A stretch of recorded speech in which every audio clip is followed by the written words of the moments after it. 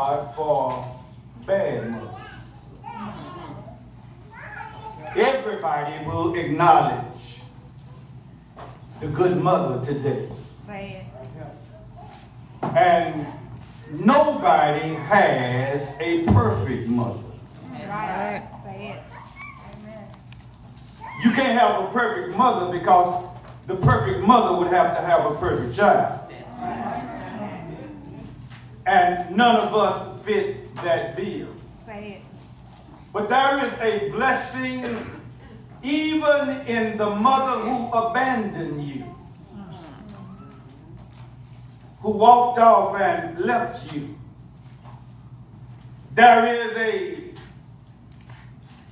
blessing in that mother who said openly, I don't want you.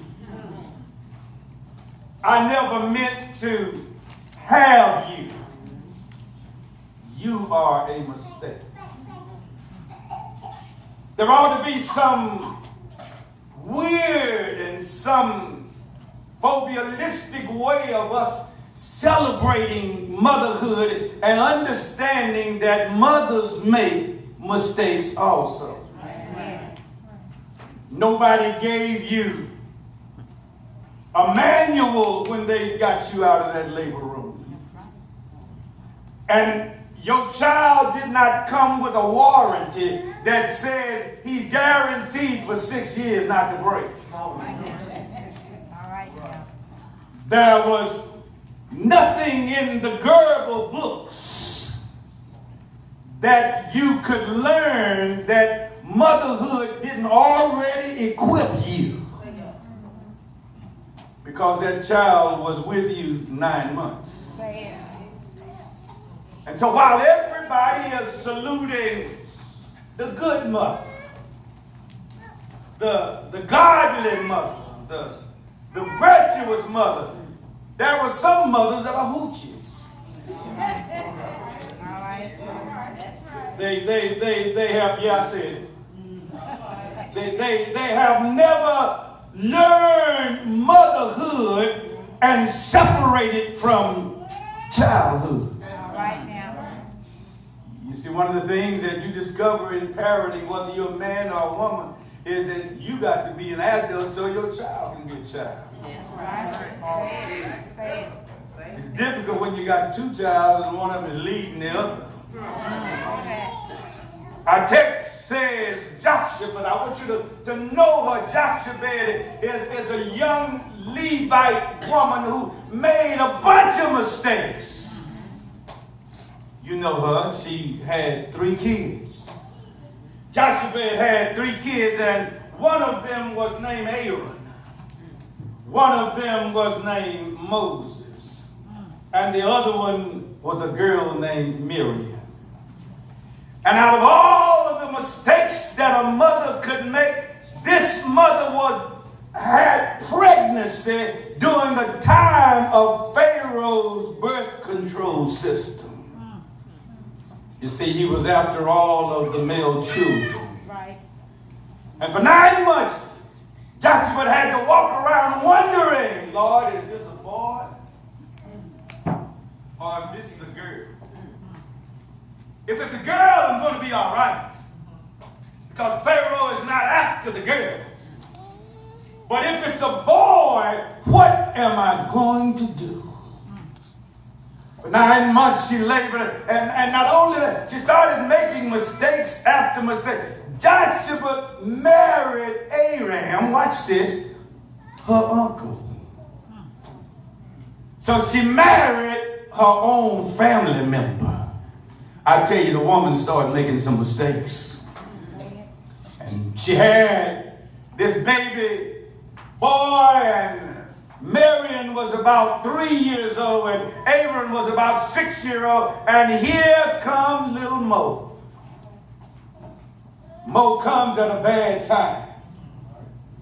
When Pharaoh had just declared that all of the midwives, y'all know what that is, don't you?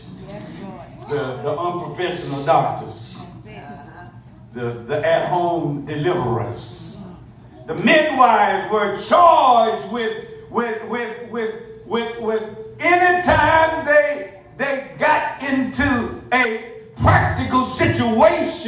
And that baby was a boy, they were supposed to kill him or report him to Pharaoh. Yes. But the midwives, it's something about a mother. If you're a real mother, you love everybody's child. It's strange to me how some people can be so stuck on themselves that ain't nobody perfect but you and yours. And you get joy when you see another person's child in handcuffs. All right.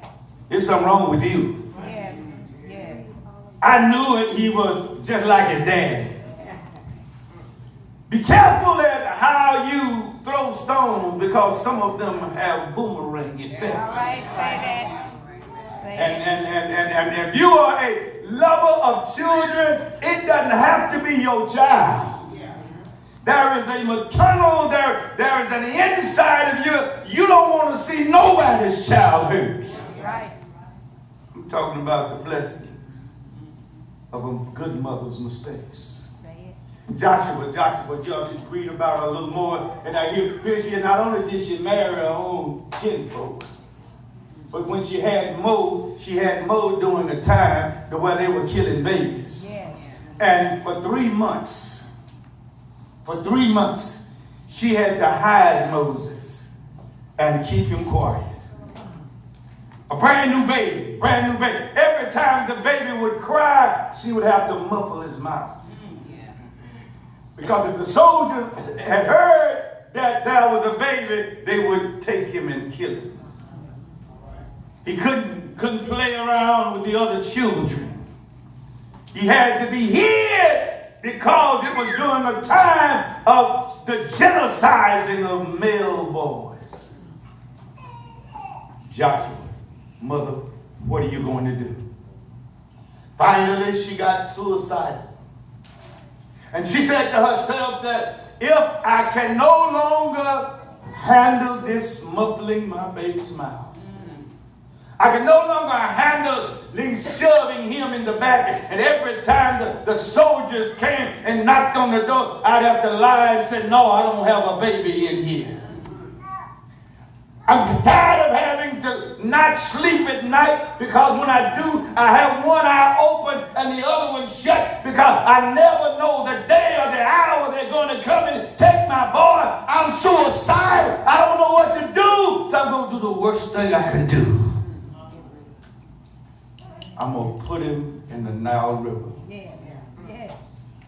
You see, if he's going to die anyway,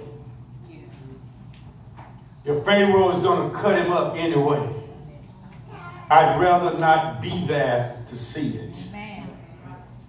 All of that. Can you imagine how many funerals she had already been to?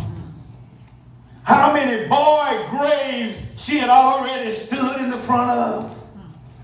There were thousands and thousands of boys being mutilated and being crushed. And she said, if he's got to die, I'm going to put him in the hands of Jesus. Yeah. Is anybody getting this yet? Oh, yeah. So here, she takes a little basket. She puts some pitch and slime on it. And out of all of the places, out of all of the unsafe places, out of all of the places that you wouldn't think of, she puts him in the Nile River. You do know what the West Nile virus is, don't you? That means uncurable. In the Nile River, you had snakes. That's right.